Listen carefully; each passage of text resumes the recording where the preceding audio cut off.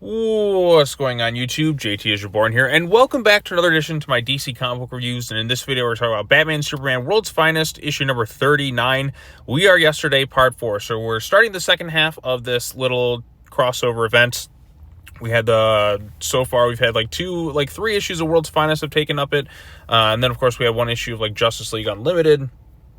And now we are here. So, as you can see by the cover, how there's different villains and all that too. But to be fair, none of them factor into this issue at all. Like I said, you see Perpetua, you see the Batman Who Laughs and Ultraman, Superman or whatever, and a bunch of other things. So basically what happened was at the end of the last issue, Dick Grayson, Robin, had been displaced through time. So the past version of him ended up in the present time, I guess, and then he's confronting Batman and Nightwing, and he's a lot has happened since then. So I guess I should say the villains aren't really much of a factor. They're just kind of showing we're here. They're not really much of a big plot point. But yeah, so he's at the Watchtower, and time's displacement. Characters are kind of jumping all over the place. Past versions in the future versions in the past, and all sorts of other wacky shenanigans happen. The past versions go up against Sinestro.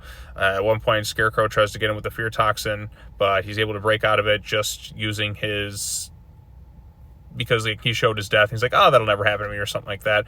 And of course, past Batman and Robin, world's finest Batman and Robin go toe-to-toe against Sinestro, but they're pretty outmatched there.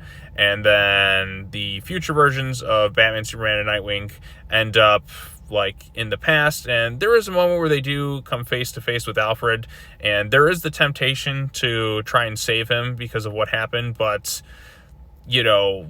he just can't do it because of the effects it would have in the timeline, and it'd be considered selfish and all that too. Even Dick goes outright and just kind of hugs him right on the spot, but even Alfred's like, who is this man hugging me?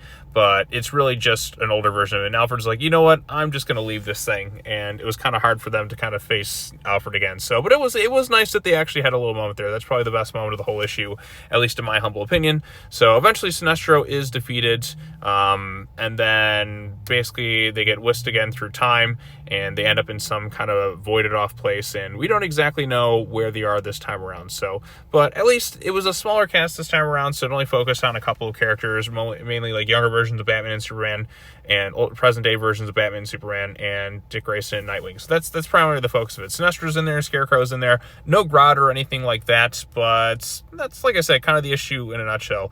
The Clayton Henry artwork looks really great. I think it really suits the style.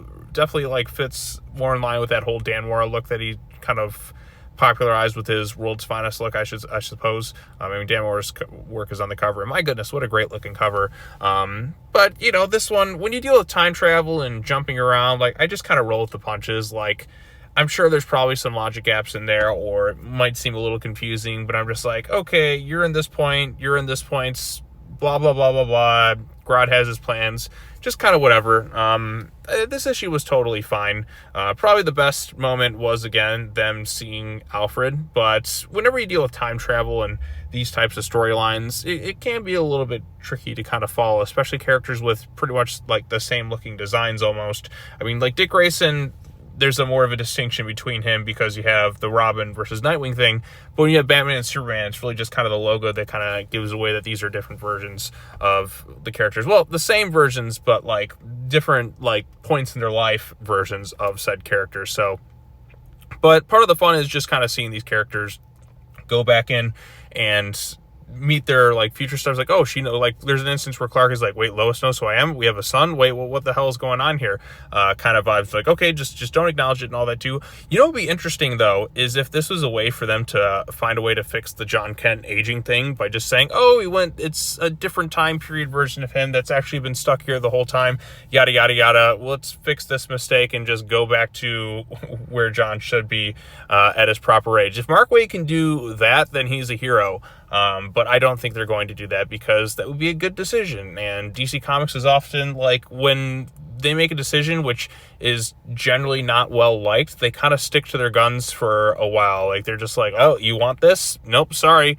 You can't have it. So it's tough for some people to kind of admit their mistakes. Sometimes it kind of works, the Rick Grayson thing where the backlash was just so much that they just had to kind of fix it, and Dan Jurgens did his best, but he couldn't salvage what was there. But I guess that was only supposed to be a temporary thing, but then like editorial kind of forced it on their hands to kind of be that way for a little while.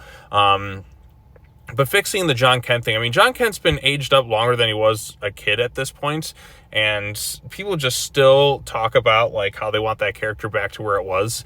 And if they can find a way to do that with this event, that would be kind of cool, but I doubt that's going to happen. But hey, you know what? That was just me kind of thinking outside the box. Hey, maybe we can fix this way. No, never mind. We'll just kind of leave it as is, I suppose. But hey, you know what? This issue was totally serviceable. Nothing mind-blowing or anything like that. I mean, but, you know, pretty great looking artwork, a nice moment with Alfred, and wacky time travel shenanigans give you your latest issue of World's Finest. Looking forward to seeing how parts 5 and 6 kind of wrap the storyline up, because I mean, Justice League Unlimited will be the next issue, and then we finished up like right at the start of June. So, but hey, it is what it is. So anyways, what did you all think of Batman Superman World's Finest issue number 39, I'm sorry, excuse me. I'm losing track of time here, or numbers or whatever, so I don't know, I'm rambling at this point. But what did you think of the issue? Post your comments down below. Be sure to like this video, share it with your friends, subscribe to your YouTube channel for more content, hit that bell for notifications, all the other fun stuff. That's going to wrap it up for this. As always, take care now, bye-bye then, and I will see you all in the next video. Peace out.